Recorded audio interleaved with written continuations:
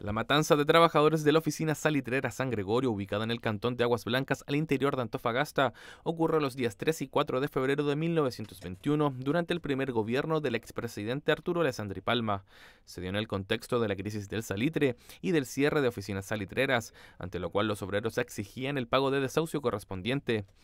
Siendo el salitre un producto exportado a Europa a los grandes centros agricultores, su circulación se vio mermada por los efectos tras la Primera Guerra Mundial y los avances tecnológicos que en Alemania permitieron la creación del denominado salitre sintético. En ese momento en el país y en el mundo estaba produciéndose una crisis económica muy importante tras el término de la Primera Guerra Mundial. La economía a nivel global entró en una depresión extraordinariamente fuerte, lo que permitió que las exportaciones de Chile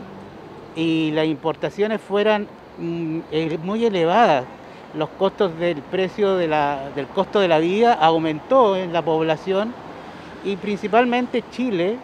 que era dependiente de las exportaciones de salitre y de minería en general y de su agricultura en el sur, también provocó una merma en sus ingresos económicos.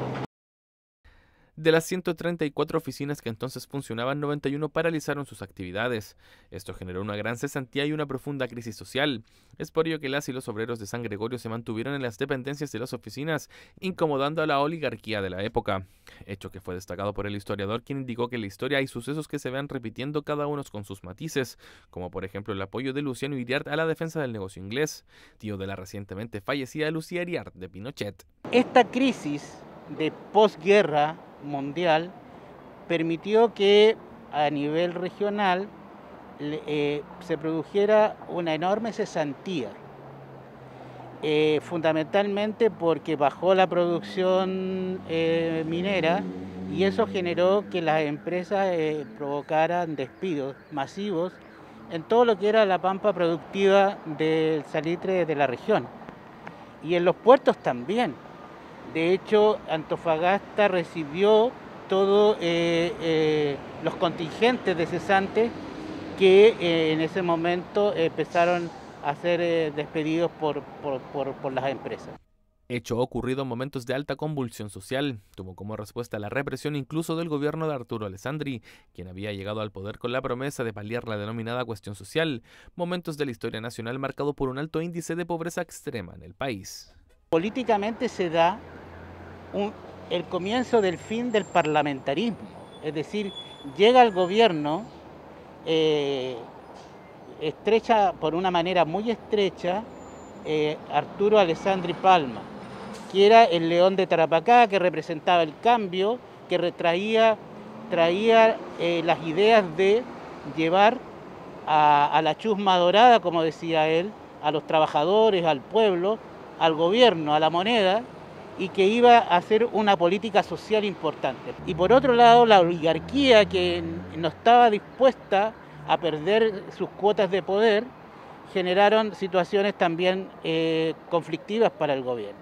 Y en ese contexto se produce justamente la coyuntura de no solo esta matanza, sino también en La Coruña y en otras partes del país. Llega el día 3 de febrero y los casi 2.000 trabajadores en huelga buscan hablar con el administrador de apellido Jones, hecho que fue relatado por el profesor normalista y periodista Jaime Alvarado, quien por casualidades de la historia tiene relación directa con los hechos. De Gibbs, que era la empresa propietaria, se negó o dilató y en vez de cortar el queque, si se me perdona la expresión poco académica, llamó al intendente, que era don Luciano Iriart,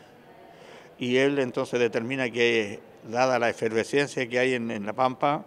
envía una dotación del ejército del regimiento Esmeralda, y él entonces, en un momento dado, a las 5 de la tarde del día 3, impide que los salitreros que venían en un montón, porque se habían juntado de todas las oficinas,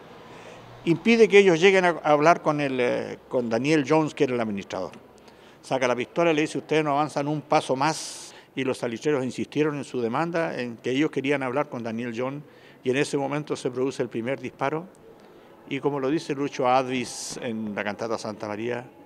el primer disparo es orden para matanza. Murieron 2 soldados y 70 civiles en ese momento,